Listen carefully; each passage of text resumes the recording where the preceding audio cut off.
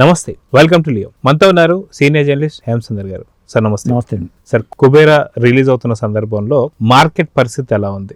వాస్తవానికి ట్రైలర్ కావచ్చు, టీజర్ కావచ్చు, బాగా ఆకట్టుకుంది, మంచి కలెక్షన్స్ కొల్లగొట్టబోతుంది అనుకున్నటువంటి తరుణంలో ఇప్పుడు వచ్చేసి సరైన కలెక్షన్స్ లేవు, సరైన బిజినెస్ లేదని చెప్పి చూస్తున్నాం. సో దీని గురించి మీరేం చెప్తారు? అంటే బుక్ మై షో యాప్ చూసుకుంటే మాత్రం డల్గా ఉందండి, బాగా డల్గా ఉంది. మరి మన తగ్గ లైఫ్ పరిస్థితి ఎలా ఉందో దానికి తగ్గట్టుగానే దీని పరిస్థితి అట్టగా ఉంది, వీటి పరిస్థితి కూడా. ఎందుకంటే ఇప్పటికీ కూడా పైన బుక్ చేసుకుందాం అనుకుంటే అన్ని మొత్తం ఖాళీగానే ఉన్నాయి పైన కూడా. మరి రేపు సితారే జమిని పర్ అమీర్ ఖాన్ సినిమా ఒకటి ఉంది, 8 వసంతాలు అనే సినిమా ఒకటి ఉంది, ఈ సినిమా ఒకటి ఉంది. 3 సినిమాలు రిలీజ్ అవ్వటం వల్ల అనుకోవాలా, మరి వేరే కారణం ఏమైనా ఉందా అంటే డల్గానే ఉంది. ఇప్పుడు తమిళనాడు మరీ డల్గా ఉందట.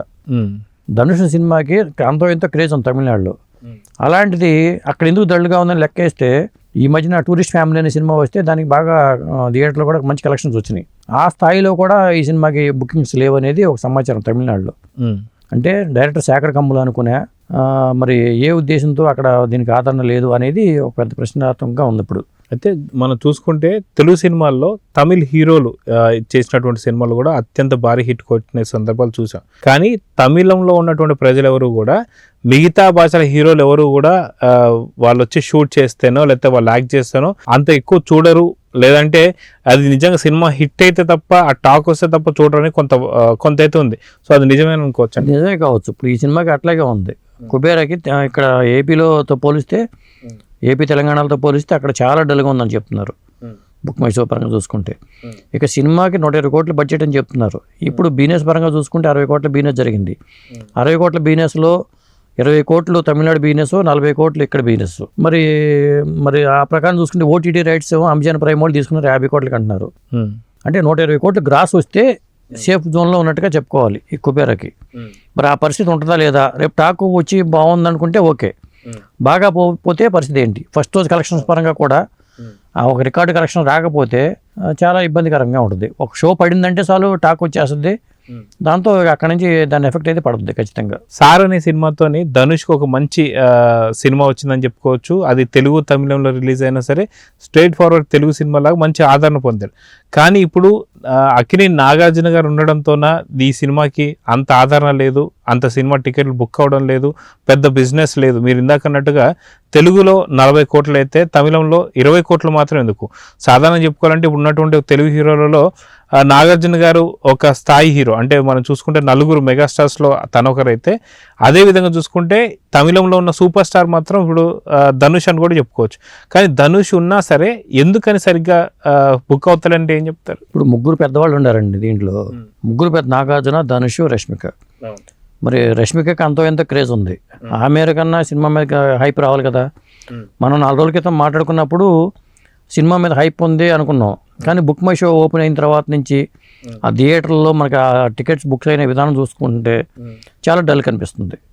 తగ్గ లైఫ్కి తగ్గట్టుగానే ఇది కూడా అట్లాగే ఉన్నాయి. మరి ఈ కారణం ఏంటనేది మనం చెప్పలేం. కానీ ఇప్పుడు సినిమా నిడివి దాదాపు 3 గంటల పైచీలకు ఉంది. 3 గంటల 20 నిమిషాల్లో తగ్గించారని చెప్తున్నారు. 3 గంటల 190 నిమిషాల దాకా ఉందని చెప్తున్నారు సినిమా నిడి సెన్సార్ రిపోర్ట్స్ ప్రకారం. ఒక బెగ్గర్కి ఒక బిలియనీర్కి మధ్యలో సంఘర్షణ ఈ సినిమా కథ. ముంబైలో ముంబైనే ఎంచుకున్నారు కథ. స్టోరీ అంతా అక్కడ జరిగినట్టుగా డిజైన్ చేశారు. ముంబైలో ఒక ధారావి లాంటి మురికి వాళ్ళు ఉన్నాయి, బిలియనీర్లు నివసించే ప్రాంతాలు కూడా ఉన్నాయి. మొత్తానికి అక్కడ తీసుకుని ఆ లొకాలిటీ తీసుకుని ఏదో సినిమా చాలా రిచ్గా చేశారు అని చెప్పి అనుకుంటున్నారు. అలాంటిది మరి బుకింగ్స్ పరంగా చూసుకుంటే ఇలా ఉంటే రేపు షో పడి ఒక డివైడ్ టాక్ వచ్చితే పరిస్థితి ఏంటి అనేది ఒక ప్రశ్నార్థకంగా ఉంది. ఇప్పటికే సినిమా థియేటర్లు మనగడ చాలా దారుణంగా ఉంది అనే వాతావరణం నెలకొని ఉంది. ఒక పక్కన ఇండస్ట్రీ సంక్షోభంలోకి వెళ్ళిపోతున్నాయి భయాలందోళనలు ఒక పక్కన నెలకొన్నాయి. ఒక మల్టీప్లెక్స్లో తప్పితే సింగిల్ స్క్రీన్ థియేటర్లో చాలా డల్గా ఉంటున్నాయి. థియేటర్లు కలకలాడితే కన్నప్ప వస్తుంది, కుబేర వస్తుంది, థియేటర్ కలకలాడితే అనుకున్నారు. కానీ మరి కుబేర పరిస్థితి ఎలా ఉంటే కన్నప్ప పరిస్థితి ఎలా ఉంటుంది, ఇంకెలా ఉంటుంది అనేది చూడాలి. అయితే మనం చూసుకుంటే సినిమాలకు సంబంధించి కుబేర సినిమా ఏదైతే ఉందో శేఖర్ కమ్ముల గతంలో కూడా మంచి మంచి స్టోరీస్ వచ్చాయి. వచ్చిన ప్రతి సినిమా కూడా మంచి హిట్ అనే చెప్పుకోవచ్చు.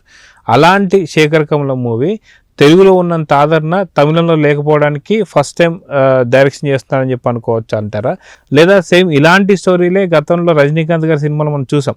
ముత్తు కావచ్చు, లేదంటే మనకు చాలా సినిమాలు, నరసింహ కావచ్చు, ఒక చాలా తక్కువ స్థాయిలో ఉన్నటువంటి ఒక హీరో కాస్త ఫ్యాంటసీలో వెళ్ళిపోయి చాలా కోట్లకి అధిపతి అవుతూ ఉంటుంది. సో ఇప్పుడు ఇది కూడా అదే స్టోరీ కాబట్టి ధనుష్ ఎందుకు యాక్సెప్ట్ చేస్తారంటే ఏం చెప్తారు? అంటే ఇక్కడ ధనుష్ ఇది అని కాదండి, పరిస్థితి మారిపోయింది. ఇది వరకు ఉన్న పరిస్థితి ఇప్పుడు లేదు. ఓవరాల్గా చెప్పాలంటే జనం థియేటర్కి వెళ్ళడానికి ఇష్టపడతారు. కంటెంట్ సినిమా బాగుందని టాక్ వచ్చాకైతే వెళ్తున్నారు తప్పితే, ఒక కారణం ఏంటంటే 5 వారాల తర్వాత ఓటీటీలో సినిమా రావటం, ఇంకో కారణం ఏంటంటే తెల్లారే మనకి నెట్ ఐబొమ్మలోనో లేకపోతే వాటిలోనో చూసేయచ్చు, డౌన్లోడ్ చేసేసుకోవచ్చు అనే ఒక ఇది. దీంతో వాటి ఎఫెక్ట్ ఖచ్చితంగా పడుతుంది. దాని మీద ఫోకస్ పెట్టి పైరసీని అరికడితే కొంతవరకు ఓటీటీని ఎట్టాగో 5 వారాల తర్వాత కాబట్టి వాళ్ళు పర్మిషన్ ఉంటుంది కాబట్టి ఇబ్బంది లేదు.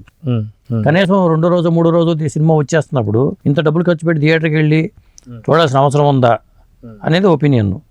పైగా సీన్ టు సీన్ ఎవరికాళ్ళు మొబైల్ తీసుకెళ్ళిపోవడం, సీన్ టు సీన్ పెట్టేస్తున్నారు, సోషల్ మీడియాలో పోస్ట్ చేసేస్తున్నారు. ఇవన్నీ సినిమాని కూనీ చేస్తున్నాయి. టాక్ వస్తే సినిమా బాగుంది అని టాక్ వస్తే ఖచ్చితంగా మళ్ళీ కలెక్షన్స్ బాగుంటాయి. లేకపోతే ఇంకోటి ఏంటంటే రీ రిలీజ్ సినిమాలో ఎఫెక్ట్ పడుతుంది ఖచ్చితంగా. మన తగ్ లైఫ్కి కలేజీ ఎఫెక్ట్ పడింది. ఇప్పుడు ఆ రీ రిలీజ్ సినిమాలు లేవు, కానీ సితారా జమీన్ పర్కి పాజిటివ్ టాక్ వచ్చినా లేకపోతే 8 వసంతాలకి పాజిటివ్ టాక్ వచ్చినా వాటి ఎఫెక్ట్ కూడా ఈ కుబేర మీద ఉండే అవకాశం అయితే ఉంది. అయితే మీరు అన్నట్టు సితారా జమీన్ పర్ కావచ్చు, మిగతా సినిమాలు కావచ్చు, కుబేరా చేసినంత ప్రమోషన్స్ మాత్రం వాళ్ళు చేయలేదని చెప్పుకోవాలి. అయినా సరే ఇవి కొంత ఇబ్బంది పెట్టే అవకాశం ఉందంటారా? అంటే ఏమంటారు? ఇప్పుడు కొన్ని ప్రీమియర్ షోలు పడుతున్నాయండి. 8 వసంత సినిమా ఈ రోజు సాయంత్రమే కొన్ని షోలు వేసేస్తున్నారు.